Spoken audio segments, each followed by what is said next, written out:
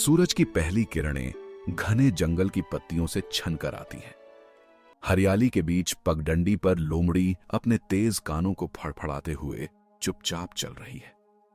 उसकी आंखों में जिज्ञासा चमक रही है। वह आज कुछ नया तलाशने निकली है। बाघ अपने भारी पंजों को फैलाए नदी की ठंडी फुहार को महसूस कर रहा है। अचानक उसे पास से आती पत्तों की खड़खड़ाहट सुनाई देती है। कौन है वहां? छुप कर क्यों आ रहा है? लोमड़ी संकोच के साथ झाड़ियों से बाहर निकलती है, लेकिन उसकी चाल में आत्मविश्वास झलकता है। मैं हूँ लोमड़ी, अगर मैं नए दोस्त की तलाश करने आई थी। वह मुस्कुराकर कहती है। बाघ अपनी बड़ी आंखों से उसे गौर से देखता है। तुम्हें डर नहीं लगता मुझसे? मैं जंगल का सबसे ताकतवर जानवर हूँ।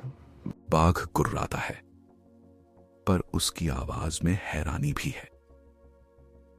ताकतवर होना अच्छी बात है, मगर कभी कभी बुद्धि ताकत से भी बड़ी होती है। लोमड़ी चतुराई से जवाब देती है। बाघ उसकी बात पर मुस्कुराता है। दोनों की आंखों में हल्की चमक है। बाघ लोमड़ी की चतुराई को परखने के लिए एक चाल चलता है।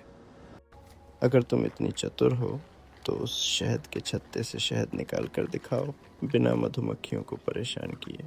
वह चुनौती देता है। लोमड़ी मुस्कुराकर आसपास के पत्तों और लकड़ियों का सहारा लेती है। लोमड़ी ने पत्तों से छत्ता ढक दिया, फिर धीरे धीरे शहद निकालकर कटोरे में रख दिया। बाघ हैरान होकर देखता है, फिर जोर से हंस पड़ता है।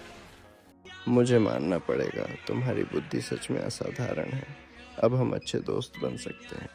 लोमड़ी और बाघ अब जंगल में साथ साथ घूमते हैं। दोनों एक दूसरे की खूबियों का सम्मान करते हैं। जंगल में उनकी दोस्ती की मिसाल दी जाने लगती है और हर कोई जान जाता है कि ताकत और बुद्धि दोनों मिलकर ही असली जीत दिलाती हैं।